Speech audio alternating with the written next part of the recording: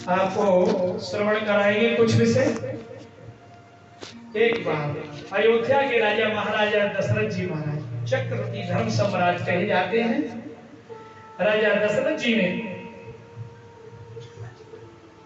अयोध्या के राजा थे, लेकिन इनको वृद्धावस्था तक का समय हो गया, कोई संतान उत्पन्न नहीं हुई। तो एक बार ये चक्रवर्ती धर्म सम्राट राजा दशरथ जी अयोध्या जी से और कहां पर गए हुए थे, सबसे पहले पहुंचे देवराज इंद्र की सभा में।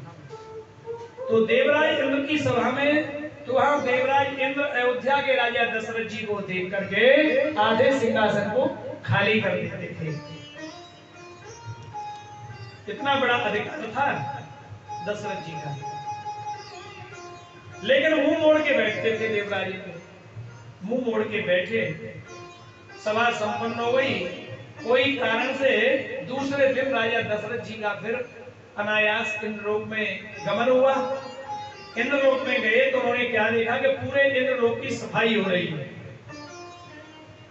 साफ सफाई हो रही, केवड़े का जल छिड़का जा रहा है, गंगा जल छिड़का जा रहा है, गौमूत्र छिड़का जा रहा है, साफ सफाई तो होने लगी।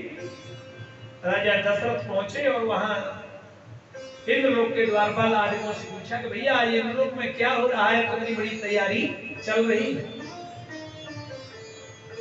कि महाराज यहाँ पर कल चक्रवर्ती धर्म सम्राट अयोध्या नरेश राजा दशरथ जी पधारे थे और राजा दशरथ निपुत्रवान है, इनके संतान नहीं है और निपुत्रवान के मुंह देखने का धर्म नहीं होता, तो इंद्रलोक को दूषित कर दिया है हमारा, इसलिए साफ सफाई तो शुद्धिकरण हो रहा है इंद्रलोक का।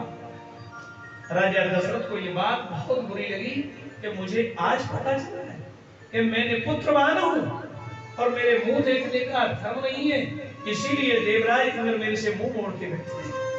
आज मुझे बात समझ में आ गई। लौट करके आए अयोध्यापुरी में, और अयोध्यापुरी में उन्होंने क्या देखा, एक बार देखिए गोस्वामी जी की रचना।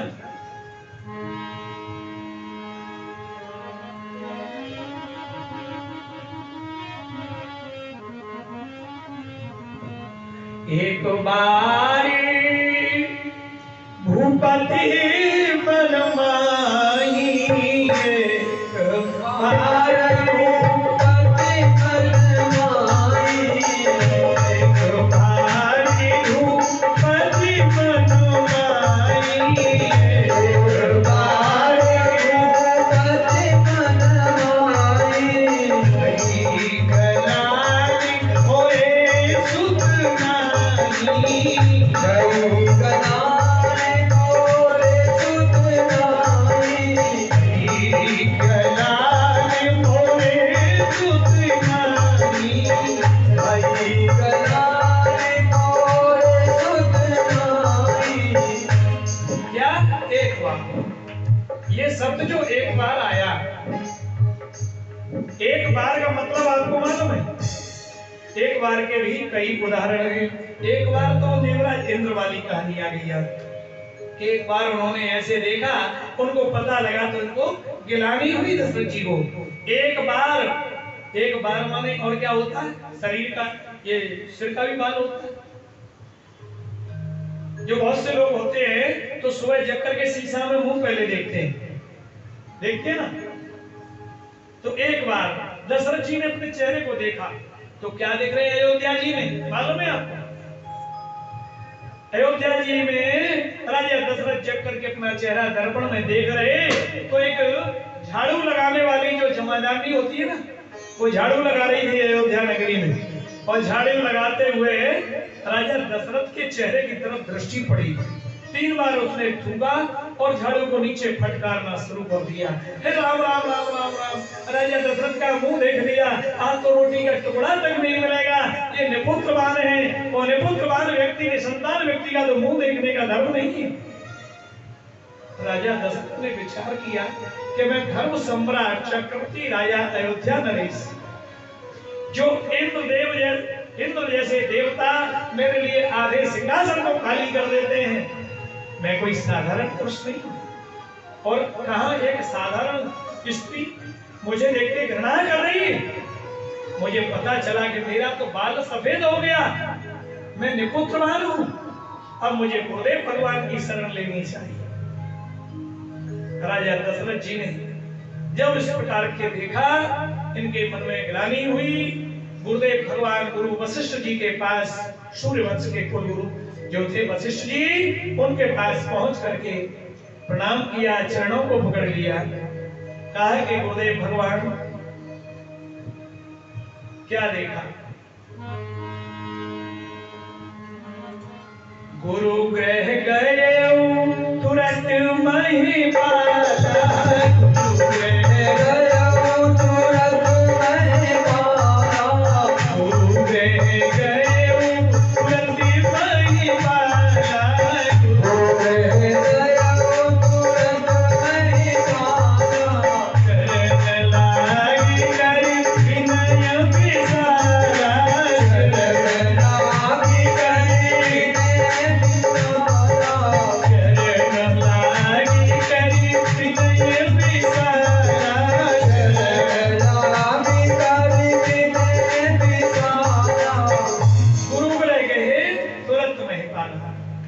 महिपाल राजा दशरथ गुरुदेव भगवान की शरण में पहुंचे। अब गुरुदेव भगवान के चरणों को पकड़ लिया, प्रणाम किया, आंखों में अश्रुपात होने लगा राजा दशरथ। राजा दशरथ ने कहा, गुरुदेव आज मुझे पता चला है कि एक बार मेरे बाल भी थोड़े हो गए, मैंने आज इस प्रकार के चरित्र को अयोध्या में देखा, और ये दूसरा चरित्र में इंद्रलोक में इस प्रकार से देखा। गुरुदेव भगवान आप मेरे ऊपर कृपा करो।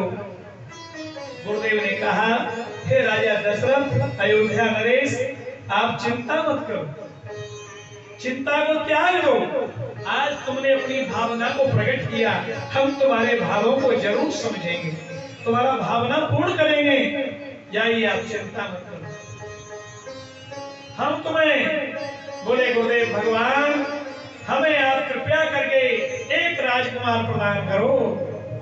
बोले आप चिंता मत करो, आप एक राजकुमार की इच्छा करते हो, हम तुम्हें 4 राजकुमार देंगे। गुरुदेव भगवान ने आशीर्वाद प्रदान किया। धर्म सम्राट राजा अयोध्या नरेश दशरथ जी गुरुदेव भगवान को साथ में लेकर के अयोध्या नगरी आए, और वहां पर उन्होंने उस समय श्रृंगी ऋषि को बुलाया, क्योंकि श्रृंगी ऋषि ही उस समय पर पुत्रेष्ठ नाम की यज्ञ करते थे। तो श्रृंगी ऋषि को बुलाया गया। ओ श्रृंगी ऋषि वशिष्ठ बुलाया, श्रृंगी ऋषि वशिष्ठ बुलाया, श्रृंगी ऋषि तब वशिष्ठ बुलाया, श्रृंगी ऋषि वशिष्ठ बुलाया, होते काम शुभ यज्ञ करावा, होते काम शुभ यज्ञ करावा, होते काम तब यज्ञ करावा, होते काम शुभ यज्ञ करावा। पुत्र की कामना को लेकर के राजा दशरथ जी के यहाँ पर और महाराज श्रृंगी ऋषि ने वशिष्ठ जी को बुला करके पुत्रेष्ठ नाम के यज्ञ को कराया। उस यज्ञ को करा रहे थे।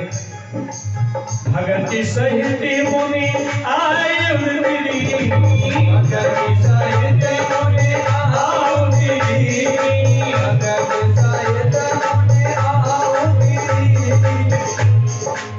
गए आगे चलू कर ली,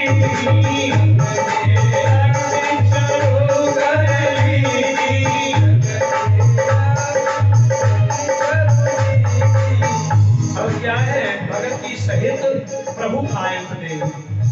श्रृंगी ऋषि ने बड़े भाव के साथ यज्ञ में उन आहुतियों को दिलवाया, और आहुति दिला करके अग्निदेव भगवान को प्रसन्न किया, और चरु वहां पर तैयार कर लिए रानी के लिए।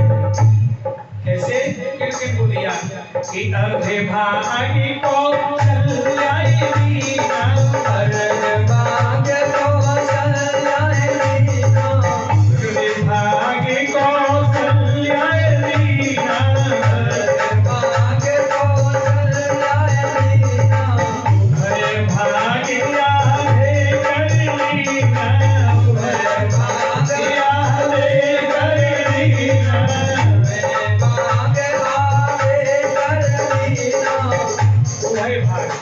भाग आधा भाग कौशल्या जी के लिए कर लिया और आधा भाग जो बचा उसमें से 2 भाग कर लिए। कैकेयी और कौशल्या राजा दशरथ जी के 3 रानियां थी। तीनों रानियों को यथोचित जो यज्ञ की हड्डी थी उसको तैयार करके खिला दिया। मेरी गर्भ सहित सब नारी भई हृदय हर्षित सुख नारी। रानियों ने यज्ञ की हबी प्रसादी को ग्रहण करके गर्भ धारण किया। इसके बाद में आया जा दिन ते हरि गर्भे आए सकल लोग सुख संपत्ति छाए। प्रभु जब गर्भ में आए तो महाराज सकल लोग सुख संपत्ति छाए। अयोध्या में बहुत बड़ी खुशी छा थी। शुभ अवसर की प्रतीक्षा कर रहे हैं। शुभ अवसर आया। चैत्र शुक्ल पक्ष के नवमी का दिन और दोपहर के ठीक 12 बजे भगवान प्रभु राम ने अवतार कब लिया है? दिन में लिया है। तो दिन में दोपहर के 12 बजे प्रभु अवतार लेंगे कि नवमी तिथि मधुमास पुनीता शुक्ल पक्ष अभिजित हरे प्रीता। नवमी तिथि है, शुक्ल पक्ष है, चैत्र शुक्ल पक्ष का नवमी तिथि वाले दोपहर के ठीक 12 बजे अभिजित मुहूर्त में प्रभु भगवान राम जी ने अवतार लिया। बोलिए राजा राघवेंद्र सरकार की जय। भगवान राम ने अवतार लिया। राम लक्ष्मण भरत शत्रुघ्न चारों भाई प्रकट हुए। अयोध्या में बहुत बड़ी खुशी छाई हुई है। अयोध्यावासी नर नारी प्रभु राम जी का जन्म उत्सव सुन करके और आरतियों की थाली सजा सजा के धूप दीप लेकर के प्रभु राम की आरती उतार। भगवान राम के जन्म पर देवता लोगों ने आकाश से पुष्प वृष्टि की। अप्सराएं नृत्य गान करने लगी। जय जयकार मच रही था। हे राजा राम तेरी आरती गाऊं। हे राजा राम तेरी आरती गाऊं। हे राजा राम तेरी आरती उतारूं। हे राजा राम तेरी आरती उतारूं।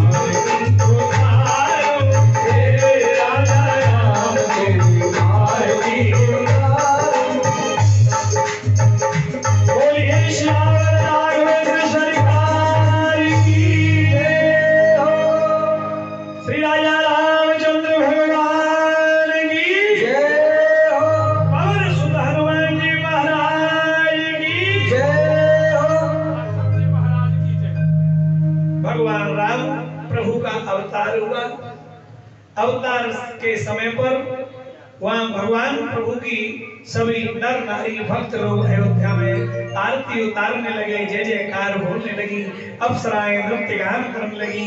सभी अयोध्या वासी बड़े खुश और प्रसन्न हैं। देवताओं ने स्वयं पुष्पों की पुष्प वृष्टि की। भगवान राम को देख करके सब लोग बड़े खुश हुए। और भगवान राम जहां आएंगे तो हनुमान जी को तो आना ही, इसीलिए बोलिए हनुमान जी महाराज की जय। भगवान श्री सीताराम जी प्रकट हुए और जो बाल स्वरूप हैं भगवान के रूप का दर्शन करा रहे हैं। वैसे तो सबसे बड़ा स्वरूप श्रीमद् भागवत महापुराण ग्रंथ है, इसमें सभी देवी देवता विद्यमान हैं। आप ये समझो कि भागवत की पूजा कर रहे हैं, आरती उतार रहे हैं, जो कुछ कर रहे हैं सभी देवता 33 कोट के इसमें समाये हुए हैं। लेकिन अब समय के अनुसार जहाँ स्वरूप तैयार हो जाते हैं तो और अच्छा लोगों का भक्तों का भाव बन जाता है, लेकिन उसके लिए समय भी चाहिए पूरा है ना। सभी प्रजावासी सभी दुखी हुए। भगवान रामचंद्र जी ने अनेक प्रकार के वहां प्रकट होकर के भगवान राम ने धीरे धीरे बाल लीलाएं की और बाल लीलाओं के बाद में बड़े होते प्रभु राम। फिर जो राम कथा आपने सुनी हुई है कि बड़े होकर के प्रभु राम ने भक्तों को सुख पहुंचाया।